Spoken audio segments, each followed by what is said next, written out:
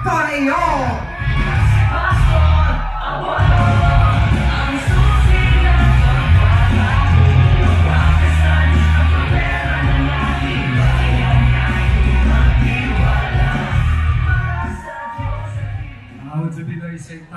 Bismillahirrahmanirrahim.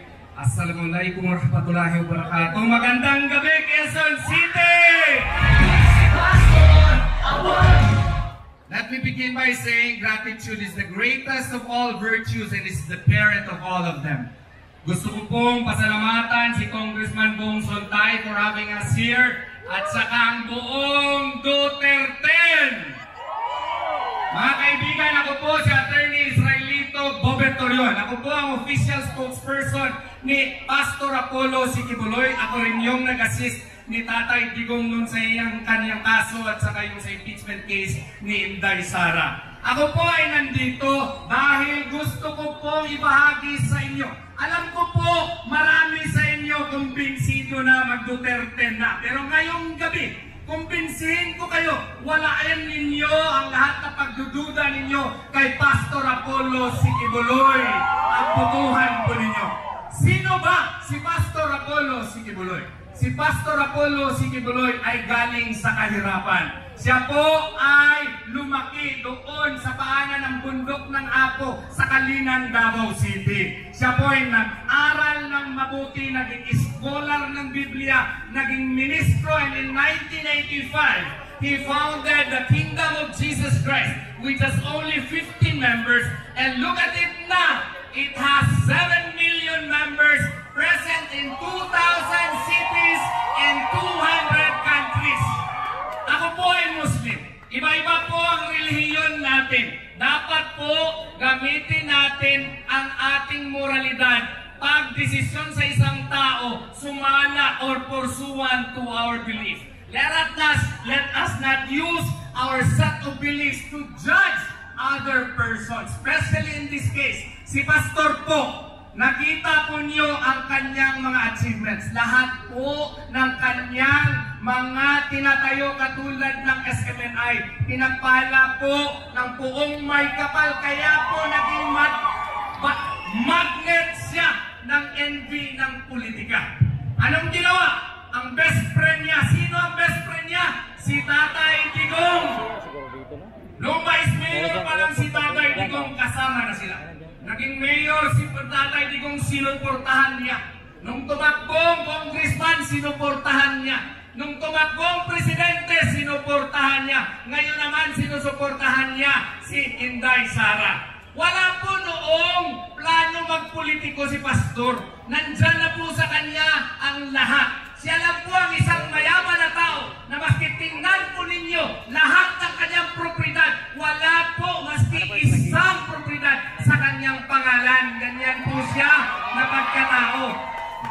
Ngunit, nangyari nga po, marami nga siguro sa inyo naniniwala na siya po ay rapist.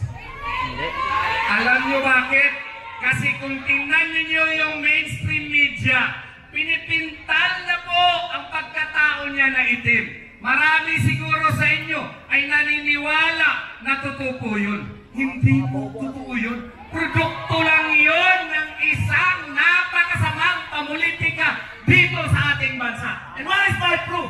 Tingnan nyo nga, mga kaibigan ko, dito sa Quezon City. I-analyze nyo. Gamitin natin ang biyaya ng Puong May Kapal sa atin. Ano po yun? Yung utak natin. Sabi nga po, nung siya ay inihabla ng rape, 2014 daw nangyari. Lumabas siya sa KOJC 2016. Matagal siyang lumabas, wala pong kaso. Na-file lang po yung kaso in 2019. 5 years thereafter, pagkatapos po yung complainant, meron ng warrant of arrest sa cyber libel kasi sinisiraan niya si Pastor Apollo Sikibuloy. Mga taga Quezon City, meron pa kayong nakita na rapist na maski punit na panty? Wala. Meron pa kayong rapist na nakita na maski police blotter? Wala. Meron pa kayong rapist na nakita na maski medical certificate? Wala. Meron pa kayong rape case na nakita na pati ang SMNI na mga TV at radyo ipasara? Meron ba kayong rape case na nakita na pati lahat ng pondo ng kanyang mga korporasyon isasara. Anong ibig sabihin nito, mga taga Quezon City? Ang ibig sabihin nito, gusto nilang payukuin si Pastor Apollo Sigibuloy kasi akala nila yuyuko din si Tatay Digong. Gusto ba natin yan, mga taga Quezon City? Kaya nga, i-request ko kayo. Bong Suntay, palakpakan naman natin. At yan po ay galing mismo sa akin. Tapos, alam mo yung binibigay mismo nila yung mga number nila, si Mara, siya, o pag may problema, tawagan nyo kami. Pag kailangan nyo ng ambulansya, tawagan nyo kami. Ganyan magmahal ang mga Suntay. Mga kababayan, medyo tanggalin na natin yung music kasi gusto ko marinig ng mga tao tayo. Mga kababayan ng Distrito 4, ngayong gabi, hindi lang po ito ang pagtatapos ng kampanya, hindi pa po ito ha. Pero ito pong gabi nito ay pagpapatibay ng paninindigan. Ito pong gabi nito ay pagpapatibay ng pasya. At kung may isang pangalan na nararapat na dapat itaya natin bilang isang leader, ito na po ang taong ito, nasubok sa prinsipyo, sa tapang, at maraming nagawa dito sa ating distrito. Tama po ba ako? Parang hindi ko marinig. Tama po ba ako? Tama! Alam niyo po, itong taong to, kahit maraming nagawa dito sa ating Distrito 4, naniniwala siya sa tahimik na serbisyo. Ito na yun. Hindi siya palakpak lang. Hindi siya pa-post-post lang. Hindi siya sumikat dahil sa gimmick. Sumikat siya dahil sa gawa. Tama ba ako? Sa panahong maraming leader ang nawala noong COVID-19, isa lang ang nanatili. Isa lang ang patuloy na tumulong kahit walang posisyon, kahit walang camera, kahit walang media coverage. At yan ay walang iba kundi si Congressman Bong Suntay. Tama ba ako? Congressman Bong Suntay stood firm when it mattered most. Tahimik pero buo ang paninindigan. Hindi sumisigaw pero naririnig ng tao. Hindi perpekto pero palaging present. Lalo na kapag kailangan siya. Tanungin niyo ang mga nanay. Asan ang mga nanay? Sigawan! Noong COVID-19, may ayuda bang dumating galing kay Kopong? Tanungin natin ang mga senior citizen. Asan ang mga senior citizen? Mga lolo't lola. Pag umiihiba, putol-putol na.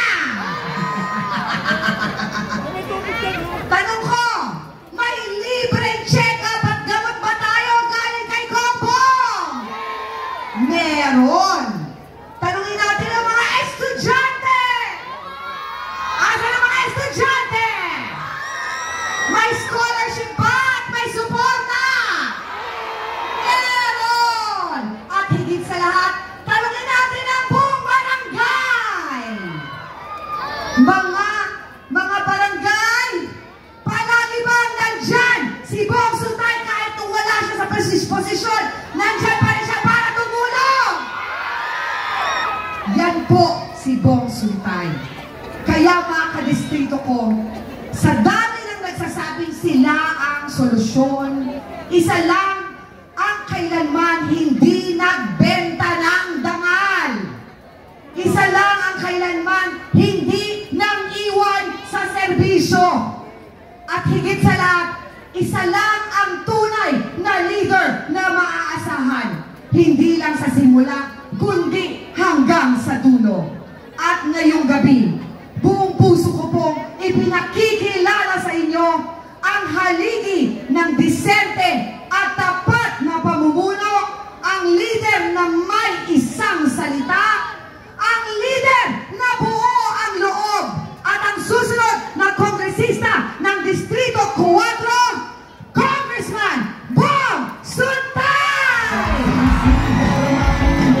Thank you.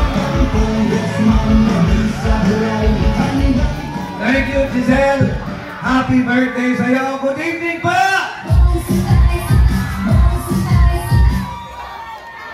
Magandang gabi sa inyong lahat. Pasensya na kayo.